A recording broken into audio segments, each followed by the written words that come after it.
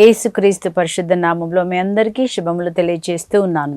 మనమందరం కూడా ఉపవాస దినాల్లో ఉన్నాము. ఉపవాసం అంటే రోజు చేసేవారిగా పనులన్నీ పక్కన పెట్టి దేవుని ముఖాన్ని వెతకడం. ఎందుకంటే మనము దేవుడు మనల్ని చేశారు కాబట్టి మన జీవితంలో చాలా అలసిపోయి ఉంటాము రకరకాలైన సమస్యల చేత. అప్పుడు ఏం చేయాలి? మనము దేవుని దగ్గరకు వచ్చి, ప్రభు అన్నారు, మీరు నా దగ్గరికి వచ్చి మరలి వచ్చి నా సన్నిధిలో మీరు నిలిచి ఉంటే నేను మిమ్మల్ని మళ్ళీ ఆశీర్వదిస్తాను. ఏమంటున్నారండి? మీరు మరలి వచ్చి నా సన్నిధిలో ఉంటే నేను మళ్ళీ మిమ్మల్ని ఆశీర్వదిస్తాను. మన జీవితంలో ఏం పోగొట్టుకున్నా ప్రభు మనకిస్తారు. మనం చదువుతున్నాము 2 రాజుల దినచర్యలు 7వ అధ్యాయము 14వ వచనంలో. అక్కడ ఏమని రాయబడి ఉందంటే, నేను వానలు కురియనప్పుడు, ఆకాశ ద్వారములు మూసినప్పుడు కానీ, దేశమును నాశనము చేయుటకు మిడతల దండును పంపినప్పుడు కానీ, అంటు రోగములు వ్యాపింపచేసినప్పుడు కానీ ప్రజలు నాకు మొరపెట్టి. ప్రభు ఏమంటున్నారంటే, మన జీవితంలో రకరకాలైన వేదనలు కలిగినప్పుడు ఏం చేయాలి అని ప్రభు చెప్తున్నారు. కాబట్టి ఈరోజు మనము ధ్యానిస్తున్న అంశము పాపం వలన కలుగు పరిణామములు. అంటే మనం పాపం చేసినప్పుడు ఎలాంటి పరిణామాలు కలుగుతాయి. చాలామంది అనుకుంటారు, పాపం మీద పాపం చేసినా ఏమి జరగలేదు కదా అని అనుకోవద్దంట. సిరా గ్రంథంలో రాయబడి ఉంది, పాపం మీద పాపం చేసినా ఏమీ జరగలేదని అనుకోకు. అది ఒకరోజు తప్పకుండా నీ పాపం నిన్ను పట్టుకొనును. ఏం జరుగుతుందంటండి? నీ పాపము నీ వెనకనే వచ్చును, నీ పాపము నిన్ను పట్టుకొనును. ఆ పాపం యొక్క ఫలితము నీ జీవితంలో వస్తుంది. పాపం యొక్క ఫలితాలు ఇక్కడ కొన్ని మనం చూద్దామండి. ఇప్పుడే చదువుతున్నాను కదా, 2వ రాజుల గ్రంథము 7:14. అక్కడ ఏమనుందంటే, నేను వానలు కురియనప్పుడు, దేవుడు అంటున్నాడు, నేను వానలు కురియనప్పుడు. అంటే మన జీవితంలో వాన అంటే ఏంటండి? ఆశీర్వాదం లేనప్పుడు, మన జీవితంలో ఉద్యోగం రానప్పుడు, మన జీవితంలో అప్పు సమస్య మనకు అట్లాగే ఉండి రానప్పుడు, రోగం తగ్గనప్పుడు, ఇవన్నీ కూడా ఒక కారణాలు. అంటే ఒక మనిషి పాపం చేసినప్పుడు, దేవుని ఆజ్ఞను ధిక్కరించినప్పుడు ఏం జరుగుతుందంటే ఇలాంటివన్నీ మన జీవితంలో వస్తాయని పరిశుద్ధ గ్రంథంలో మనము చదువుతున్నాం. ద్వితీయోపదేశకాండము 28వ అధ్యాయం 15వ వచనంలో మనం ఏం చదువుతున్నామంటే, మీరు నా మాట వినని ఎడల ఈ శాపములన్నీ మీ మీదకి వస్తాయి. కాబట్టి ఒకవేళ ఈరోజు మన జీవితంలో మరి అంటే రోగం మీద రోగం, అంటే ప్రతిదీ మనము శాపంగా తీసుకోవద్దండి. మనం ఆత్మ పరిశీలన చేసుకోవాలి. ఆత్మ పరిశీలన చేసుకోవడానికే ఈ 40 రోజులు ప్రభు మనకిచ్చారు. ఆత్మ పరిశీలన చేసుకుని మనల్ని మనము చక్కబెట్టుకోవాలి. తప్పిపోయి ఉంటామేమో, ఏదైనా ఆజ్ఞను మనము మీరి దేవునికి వ్యతిరేకంగా పాపం చేసినప్పుడు ఏం జరుగుతుంది? కీర్తన 107:17-18లో మనం ఏం చదువుతున్నామంటే, రోగానికి కారణం ఏంటంటే వారు ఆజ్ఞను ధిక్కరించిరి, దేవుని ఆజ్ఞను వారు ధిక్కరించిరి కాన రోగము పాలయ్యను. కాబట్టి అప్పుడు ఏం చేయాలి? అంతటా వాళ్ళు దేవుని మొరపెట్టగా, అంటే మనం ఎప్పుడైతే పాపం చేసినప్పుడు పాపం ఒప్పుకొని మనం దేవుని దగ్గర మొరపెట్టినప్పుడు ఆయన ఏం చేస్తాడు? మళ్ళీ మనల్ని స్వస్థత చేస్తారు. కాబట్టి మనం ఏం చేయాలి? దేవుడి దగ్గర మొరపెట్టాలి. కాబట్టి ఇక్కడ మనం ఏం నేర్చుకుంటున్నాము? దేవుని వాక్యమును మీరు వినని ఎడల ఈ శాపములన్నీ మీ మీదకి వస్తాయి. అక్కడ కొన్ని శాపాలు చెప్పబడ్డాయి. ఏమేమి శాపాలు? మరి కొంతమంది ఇళ్లలో ఎవరో ఎప్పుడు చూసిన ఒక రోగం తర్వాత ఇంకొక రోగం. ఈ రోగం ఎట్లా ఉంటుంది అంటే, అది ఒకవేళ అది ఎన్ని మందులు వేసుకున్నా తగ్గకపోతే అప్పుడు ఏం చేయాలి? మనము ఆత్మ పరిశీలన చేసుకొని, నేను ఎక్కడైనా తప్పు చేశానా? దానివల్ల ఈరోజు నేను రోగంతో, మనం చదువుతాం, పాపం వచ్చినప్పుడు, పాపం ఉన్నప్పుడు రోగం మన జీవితంలో వస్తుందని. మార్కు సువార్త 2వ అధ్యాయంలో 5వ వచనంలో కూడా పక్షవాత రోగిని తీసుకొచ్చినప్పుడు యేసుప్రభు అన్నారు, నీ పాపములు క్షమించబడినవి అన్నప్పుడు రోగం వెళ్ళిపోయింది. అంటే పాపం ఏం తీసుకొని వచ్చిందండి? రోగాన్ని తీసుకొని వచ్చినట్టుగా మనం చూస్తున్నాం. కాబట్టి ఏం చేయాలి? మనము ఈ 40 రోజులు ఆత్మ పరిశీలన చేసుకోవాలి. చేసుకొని దేవుడి దగ్గర మనం చేసిన తప్పును మనం ఒప్పుకున్నప్పుడు దేవుడు ఏం చేస్తారు? మనకి స్వస్థత కలగచేస్తారు. ఇంకా మనం చూసినప్పుడు ఇంకా ఏముంటాయంటే, మనం పాపం ఉన్నప్పుడు ఏం జరుగుతుంది? పిల్లలు పుట్టరు. గొడ్రాలితనం అన్నది పరిశుద్ధ గ్రంథంలో పాత నిబంధనలో అదొక శాపముగా చెప్పబడింది. అట్లా అని ప్రతి రోగం కానీ, ప్రతి గొడ్రాలితనం ఏదైనా అండి, ఇప్పుడు చెప్తున్న అన్నీ కూడా మీరు ఆత్మ పరిశీలన చేసుకోవాలా. ఓకే, ఈమెకు పిల్లలు పుట్టలేదండి కాబట్టి ఏదో శాపం ఉంది వాళ్ళ ఇంట్లో అని వేరే వాళ్ళని చూసి మీరు చెప్పకండి. ఒక రోగం ఉంది, అవును నీకు రోగం ఉంది, నువ్వు ఏదో పాపం చేసావని ఎవరిని చూసి చెప్పొద్దండి. ఎందుకంటే ఒక్కోసారి మంచిగా తినకపోతే కూడా రోగం వస్తుంది. అవును కదా, ఎక్కువ పని చేసి తినకుండా ఉంటే ఏమొస్తుంది అంటే రోగం వచ్చేస్తుంది. కాబట్టి ఆ రోగం మనం పరిశీలించుకోవాలా. ఈ రోగం నాకు ఎందుకు వచ్చింది, ఎక్కడైనా తప్పు చేశానా అని మనం పరిశీలన చేసుకొని దేవుని దగ్గర ఒప్పుకొని మంచిగా కూడా మనం తినాలి కదా, పుష్టికరమైన ఆహారము కదండి తీసుకోవాలి. మనం రెండు చేయాలి, కరెక్ట్గా నిద్రపోవాలా, ఇవన్నీ కూడా ఉంటాయి. కాబట్టి మనం ప్రార్థనలో ఉన్న మనం ఏం చేయాలంటే ఏదైనా ఇట్లాంటిది ఉంటే ఇంకా మీరు ఆత్మ పరిశీలన చేసుకోండి. ఓకేనా, నేను చెప్పేది అందరికీ శాపాల వల్ల వచ్చిందని కాదండి. అలాగే మనం చూస్తాం కొన్ని కుటుంబాలు ఎప్పుడు చూసినా కొట్లాడుతూనే ఉంటారు. ఎందుకు ఆ కొట్లాట? దాని వెనుక ఒక దురాత్మ పనిచేస్తుంది. ఆ దురాత్మకి ఎక్కడో ద్వారం తెరిచాము. ఎక్కడ ద్వారం తెరిచాము కదా, 10 ఆజ్ఞల్లో ఉంటుంది. విగ్రహారాధన చేయకూడదు, లేకపోతే ఇంకా అన్యాయార్జన తీసుకోకూడదు, ఏదో ఎక్కడో తప్పు చేసాం, వ్యభిచారం చేయకూడదు. ఈ వ్యభిచారం ఉన్న ఏమవుతుంది, దురాత్మ ఏదో ఒక విధంగా కుటుంబాన్ని ఏం చేస్తుంది, అల్లకల్లోలం చేస్తుంది.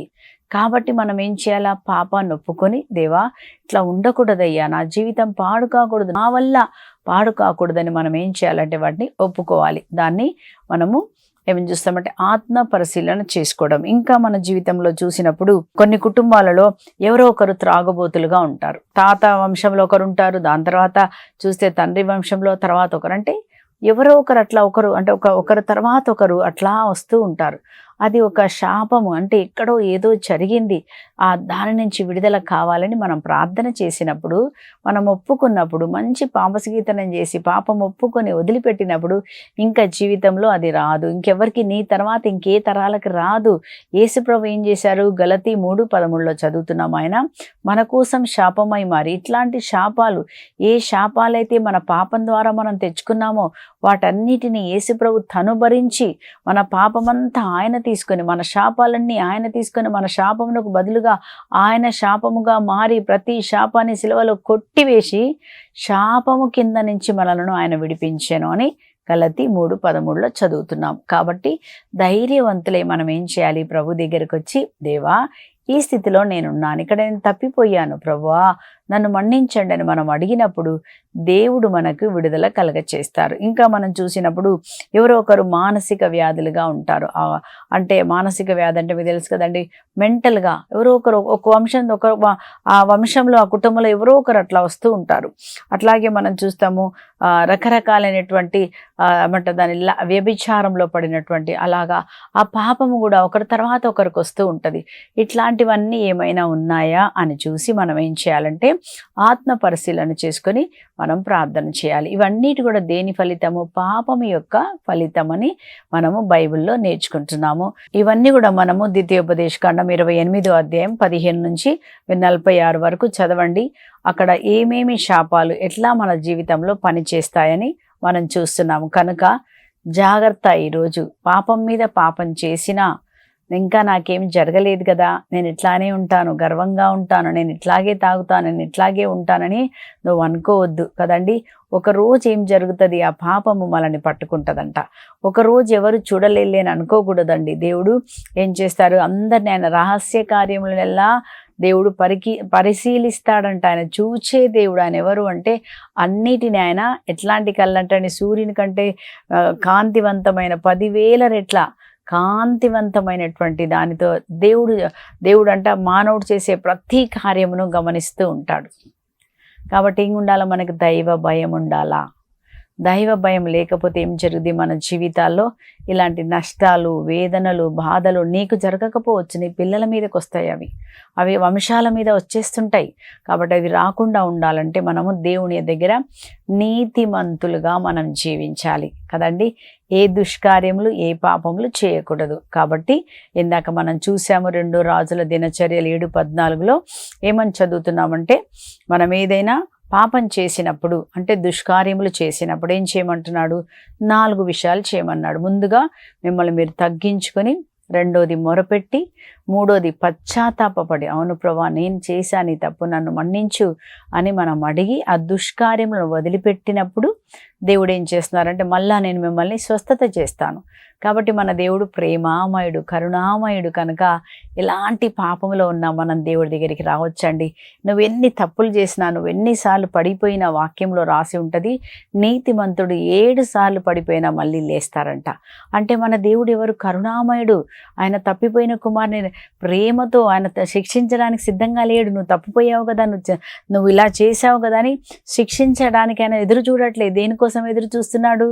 నా కుమారుడు ఎప్పుడు తిరిగి వస్తాడా, ఆయనని క్షమించి హత్తుకోవాలని. కాబట్టి నిన్ను కూడా ఈరోజు ఏం చేస్తాడు? నీ పాపములో నువ్వు ఒప్పుకుంటే ఆయన క్షమిస్తాడు, నేను హత్తుకుంటాడు. నువ్వు పోయినదంతా నీకు తిరిగి మళ్ళీ మన జీవితంలో ఇస్తారు. కాబట్టి అలాంటి హృదయంతో దేవుడి దగ్గర వద్దామండి. ఒకవేళ నువ్వు కాకపోతే నీ భర్త, నీ పిల్లలు అట్లా ఉన్నారని మనం వాళ్ళని నువ్వు ఒక పాపిగా వాళ్ళని చూడగాకు, వాళ్ళని అసహించుకున్నట్టుగా చూడగా, కానీ వాళ్ళ కోసం మనం ప్రార్థన చేద్దాం. ప్రభువా ఈరోజు మారు మనసు నాకు, నా పిల్లలు, నా భర్తకు అందరికీ దయచేయండి. నువ్వు ఎవరినైనా మారుస్తావు ప్రభా. నీతిమంతులు ఎవరు లేరు కదండి, అందరూ పాపులే. కాబట్టి ఈరోజు పాపము యొక్క ఫలితము మరణము. పాపము యొక్క ఫలితముకి, మన పాపానికి వేతనం ఉన్నది. తప్పకుండా ప్రతిదానికి వేతనం ఉన్నది. కనుక ఈరోజు ఈ యొక్క 40 రోజుల్లో మనం ఎక్కడెక్కడ ఏ పాపం చేశామో మనం ఒప్పుకున్నప్పుడు దేవుడు ఏం చేస్తారు? మనకు విడుదల కలుగజేస్తారు. పాపం వచ్చేటువంటి 4-5 ద్వారాలు మీకు చెప్తాను. పాపం ఎలా వస్తుంది? ఒకటి, తాతలు ముత్తాతలు చేసిన పాపం వల్ల అది మన జీవితంలో పని చేయవచ్చును కదా. సో కాబట్టి రెండోదిగా మనం చూస్తున్నాము మరి దేవుని వాక్యమును, ఇప్పుడే చెప్పాను కదా, దేవుని వాక్యమును మీరు వినడి ఎడల ఈ శాపాలనే వచ్చేస్తాయి. మూడోదిగా మనం చూస్తున్నాము, పాపం చేసి ఒప్పుకోనప్పుడు ఆ పాపము నీ వెనుక వచ్చి మన జీవితంలో నీకు నష్టము, లేకపోతే నీకు వ్యతిరేకంగా దేవుడు పనిచేస్తాడు. నాలుగోదిగా మనం చూస్తున్నాము, మన్నింపలేనితనము. ఎవరినైనా నువ్వు మన్నించలేకుండా, నిజమే నీకే వాళ్ళు హాని చేశారైనా నువ్వు మన్నించకపోయినట్లయితే మన పాపాలు మన్నించబడవు. దాని ద్వారా మన్నించలేనితనం ద్వారా ఏమొస్తుందంటండి, చాలామంది రోగులుగా ఉన్నారని మరి డాక్టర్లు కూడా చెప్తారంట. ఎవరైనా మన్నించలేకుండా ఉన్నావమ్మా, అందుకే నీకు బీపీ వస్తుందని చెప్తారు. రకరకాలుగా స్టమక్ సంబంధించిన ప్రాబ్లంలు, హార్ట్కి సంబంధించిన ఇవన్నీ కూడా ఎవరినైనా మన్నించకపోతే వస్తాయంట. కాబట్టి వాటన్నిటిని కూడా మనము వదిలిపెట్టాలి. ఐదోదిగా మనం చూస్తున్నాము, మన నాలుక ద్వారా చేసే పాపాలు. అన్నిటికంటే దోష ప్రపంచం ఏంటండి? నాలుక కదా. ఈ నాలుక ద్వారా మన మీద మనం పలికినే శాపాలు కొన్ని ఉంటాయి. అబ్బా ఈ బాధ నేను భరించలేను, చచ్చిపోతే బాగుండని చాలాసార్లు అనుకొని ఉంటావు. అందుకే నీ జీవితంలో రోగిగా మారిపోయే. మరణం అంటే ఏంటి? నీకు రోగం రావచ్చు, నీ కుటుంబంలో చీకటి ఉండొచ్చు కదండి. సో అలాగే రెండోదిగా ఇతరులు మన మీద పలికిన శాపపు మాటలు. అంటే ఇతరులు మన మీద ఎప్పుడు శాపపు మాటలు పలుకుతారు అంటే, నువ్వు ఎవరికైనా అన్యాయం చేసావనుకోండి, వాళ్ళు నిన్నేం చేస్తారు? శపిస్తారు. నన్ను ఇట్లా చేశావు, తప్పకుండా దేవుడు నిన్ను శిక్షిస్తాడు. వాళ్ళ కన్నీరు మనకి అడ్డుగా నిలబడతాయని మనం చూస్తున్నామండి. యాకోబు పత్రిక ఉదాహరణకు మీకు చెప్తాను. యాకోబు పత్రిక 5వ అధ్యాయము అక్కడ 4వ వచనంలో మనకేమని రాయబడిందంటే, మీరు కూలీల పట్ల బిగబట్టినటువంటి ఆ యొక్క జీతము దేవుని దగ్గర మొరపెట్టుచున్నది. మీరు కూలీలకి ఇవ్వవలసిన జీతము మనం ఎప్పుడైతే బిగబడతామో, అంటే పని చేపించుకొని ఇవ్వవలసినటువంటి జీతం నువ్వు ఇవ్వకపోతే, పాపం రోజంతా పని చేస్తారు, 4 రోజులు లేకపోతే 10 రోజులు పని చేపించుకొని ఇవ్వలేదనుకోండి, ఏం జరుగుద్దండి? వాళ్ళకి తినడానికి ఆహారం ఉండదు కదా, ఇల్లు రెంట్ కట్టుకోవాలి, మందులు తెచ్చుకోవాలి. ఇవన్నీ కూడా వాళ్ళకి జరగనప్పుడు వాళ్ళు ఏం చేస్తారు? కన్నీరు కారుస్తారు కదా, ఏడ్చుకుంటారు, అబ్బా ఇంత కష్టం చేశామయ్యో అని. రెండోదిగా వాళ్ళు ఏం చేస్తారు? మిమ్మల్ని శపిస్తారు. వాళ్ళు మొరపెట్టిన మొరంట మనకు వ్యతిరేకంగా దేవుని దగ్గర నిలబడుతుందంట. అందుకే అంటారు, మన పాపములే, యెషయా గ్రంథం 59:1-2లో మనం ఏం చదువుతామంటే, మీ పాపములే దేవునికి మీకు అడ్డుగా నిలబడ్డాయి. ఎందుకు? చాలాసార్లు అనుకుంటాను, నేను ప్రార్థన చేస్తున్నా ఎందుకు దేవుడు వినట్లేదు అని మనం అనుకోవచ్చు. ఏమంటున్నారంటే యెషయా గ్రంథం 59:1-2లో, ప్రభు హస్తము మేము రక్షింపలేనిది లేని కురచగా లేదు, ఆయన మీ మనవిని ఆలింపలేని చెవిటివాడు కాదు. నువ్వు ప్రార్థించినప్పుడు ఆయన చెవిటివాడు కాదు, కానీ ఏం అడ్డుగా ఉన్నాయంట? మీ పాపములు మీకు దేవునికి మధ్య అడ్డముగానున్నవి, మీ దోషముల వలన ఆయన తన ముఖమును మరుగు చేసుకొని మీ వేడుకోలను ఆలింపకున్నాడు. ఏం చేస్తున్నారంటండి, మన పాపములు దేవునికి ఉండి అవి వినపడట్లేదంట నీ ప్రార్థన. సో కాబట్టి ఇప్పుడు ఏం చేయాలి, ప్రార్థన వినపడాలంటే మన పాపాలని మనం ఒప్పుకోవాలి. ఒప్పుకోకపోతే అది మనకు వ్యతిరేకంగా నిలబడుతుంది కదా. మన నాలుక ద్వారా చేసినటువంటి పాపము మన మీదనే వస్తుంది. ఒకసారి ఒక సహోదరి ఏం చేశారంటే మరి ముత్తంగికి వచ్చారు. వచ్చేసి ఆమె ఏం చెప్తున్నారంటే, ఫాదర్ గారండి నేను మీకు ఒకటి చెప్పాలి. ఏమైందమ్మా అన్నప్పుడు ఆమె అంటుంది, ఫాదర్ గారండి మా ఇంటిలో ఎవరో ఒకరు చనిపోతున్నారు ఫాదర్, ఎవరో ఒకరు చనిపోతున్నారు, ప్లీజ్ ఫాదర్ ప్రేయర్ చేయండి. ఆమె చాలా వేదనగా బాధగా ఉంది. సో ఫాదర్ అన్నారు, ఎందుకమ్మా, ఎందుకంటే ఏమో ఫాదర్ తెలియదు ఫాదర్, ఒకరి తర్వాత ఒకరు. ముందుగా నా భర్త చనిపోయాడు ఫాదర్, నా భర్త ఆఫీస్కి వెళ్ళి వచ్చేటప్పుడు లారీ కొట్టిన వల్ల యాక్సిడెంట్ అయి చనిపోయాడు. చనిపోయినటువంటి 6 నెలలకే నా కొడుకు మరి పోటాలో రిట్రీట్ చేసుకోవడానికి వెళ్ళాడు. కానీ ఆ రిట్రీట్లో హార్ట్ అటాక్ వచ్చి చనిపోయాడు. రిట్రీట్లో ఉన్న ఎందుకు కాపాడలేదు అంటే, మనం ఒక పాపం ఉన్నప్పుడు ఆ పాపం ఏం చేస్తుంది అంటే, నువ్వు ఎక్కడున్నా ఒప్పుకోకపోతే అది నీ వెంటనే వచ్చేస్తుంది. నువ్వు ఎక్కడన్నా ఉండు కానీ పాపం ఒప్పుకోవాలా. ఆ పాపం ఒప్పుకోకుండా ఎన్ని వడకాలు చేసినా, నువ్వు పాపం ఒప్పుకోకుండా ఎన్ని ప్రార్థనలు చేసినా, ఎన్ని ఉపవాస ప్రార్థనలు ఉన్నా వ్యర్థము. మనం ఒప్పుకోవాలా, మనం తగ్గించుకోవాలా, మన గర్వాన్ని మనం వదిలిపెట్టాలా. అప్పుడే దేవుడు చేస్తారు. లేకపోతే దేవుడి కృప మన దగ్గరికి రాదు. ఆ పాపం నీ వెంటనే వచ్చేస్తుంది. ఆమె అంటుంది, ఫాదర్ ఇప్పుడు తెలుసా ఫాదర్, మా అన్న వదిన మా 2 పిల్లలు వెలాంగిని వెళ్ళారు ఫాదర్. అక్కడ ఏం జరిగింది, వెలాంగిని వెళ్తే నీళ్ళల్లో భూకంపం వచ్చింది. ఆ భూకంపం వస్తే ఏం జరిగిందంటే, ఆ నీళ్ళంట తాటి చెట్టు అంతా ఎత్తుగా వచ్చి అక్కడున్న అన్నిటిని షాపులు అన్నిటిని ముంచేసి అన్ని నీళ్ళలో కొట్టుకొని పోయింది. ఆ సమయంలో అంటుంది, ఆ అన్న కొడుకు ఫోన్ చేసి అన్నాడు, అత్తమ్మ నాకు మా నాన్న కనపడట్లేదు, మేమిద్దరమే ఉన్నాము, ఇక్కడ ఎక్కడ చూసిన అందరూ శవాలు, అందరు నీళ్ళల్లో అంతా కొట్టుకొని పోయారు. సో చూడండి ఫాదర్, ఒకరి తర్వాత ఒకరు మరణిస్తున్నారు ఫాదర్ అన్నప్పుడు ఫాదర్ గారు ఏం చేశారంటే ప్రార్థన చేస్తున్నారు, ప్రభా ఈ విధంగా ఒకరి తర్వాత ఒకరు ఈ కుటుంబంలో మరణించడానికి కారణం ఏంటి ప్రభా, మనం కూడా దేవుడిని అడగాల కదా. దేవుడు అన్నారు, మీరు అడిగితే నేను మీకు జవాబు చెప్తాను, మీరు ఎరగని సత్యములని చాలా ఉన్నాయి మీకు చెప్తాను.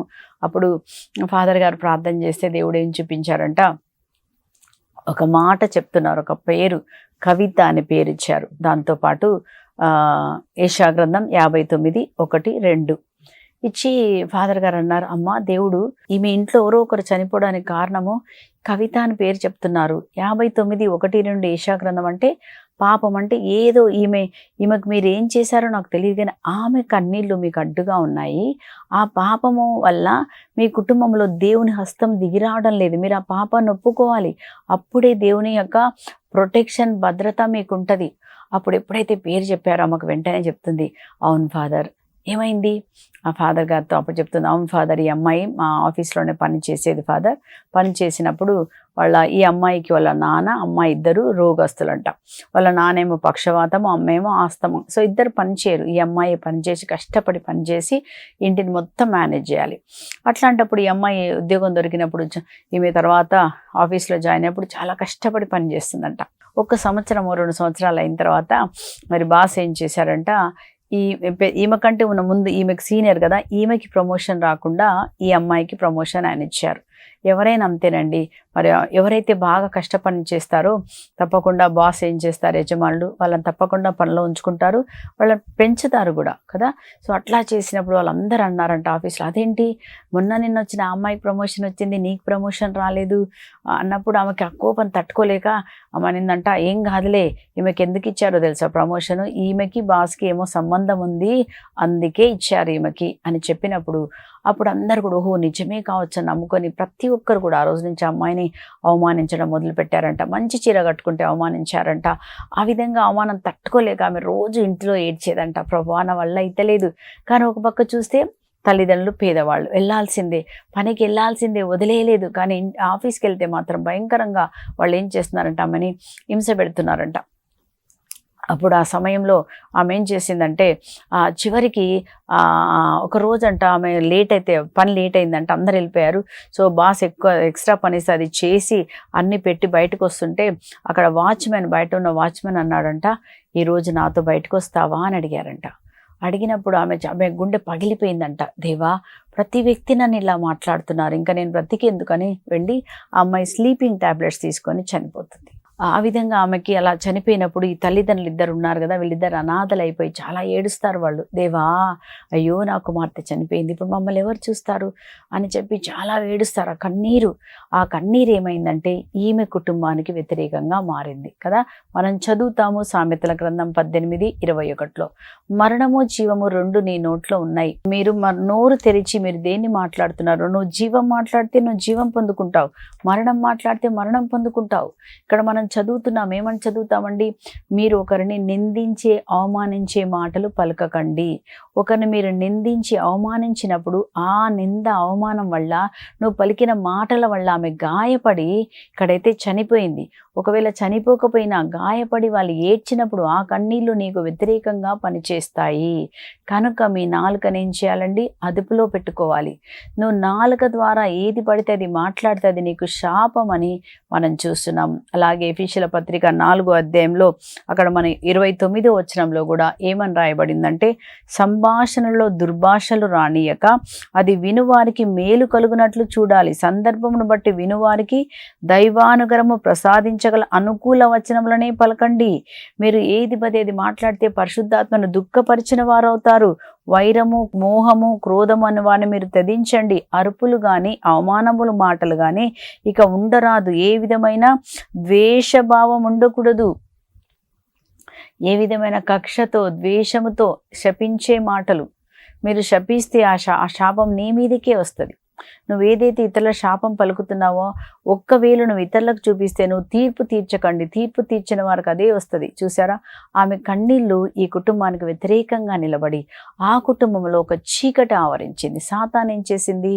దాన్ని ఉపయోగించుకుని ఆ కుటుంబంలో ఎవరో ఒకరు మరణం అంటే దేవుని భద్రత కాపుదల ఆ కుటుంబం నుంచి తొలగిపోయింది.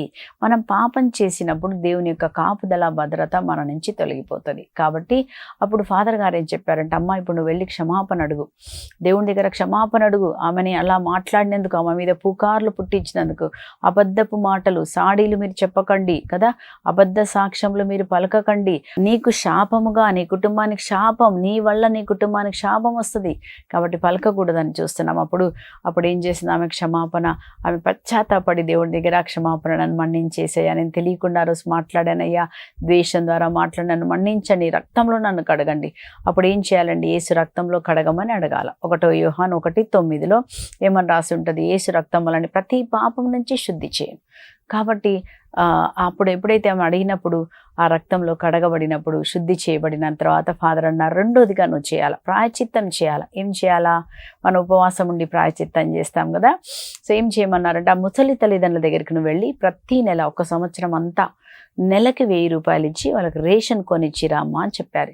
ఇది జరిగి 10 సంవత్సరాల క్రితం అండి. ఆ కాలంలో 1000 రూపాయలు అంటే ఇప్పుడు 5,000తో సమానం కదా. సో ప్రతి నెల ఆమె వెళ్ళి వాళ్ళకి కావాల్సినన్ని కొనిచ్చి వాళ్ళని చూసుకుంది. కాబట్టి దేవుడు ఏమంటున్నాడు? మీరు మీ చేసినటువంటి పాపంలో ఒప్పుకొని ప్రాయశ్చిత్త పడితే నమ్మదగిన వాడు కనుక ఆయన మళ్ళీ ఏం చేస్తాడు? కరుణిస్తాడు. ఆ విధంగా ఆ కుటుంబానికి భద్రత కాపుదల వచ్చి ఇప్పుడు ఆ కుటుంబం క్షేమంగా జీవిస్తున్నారు.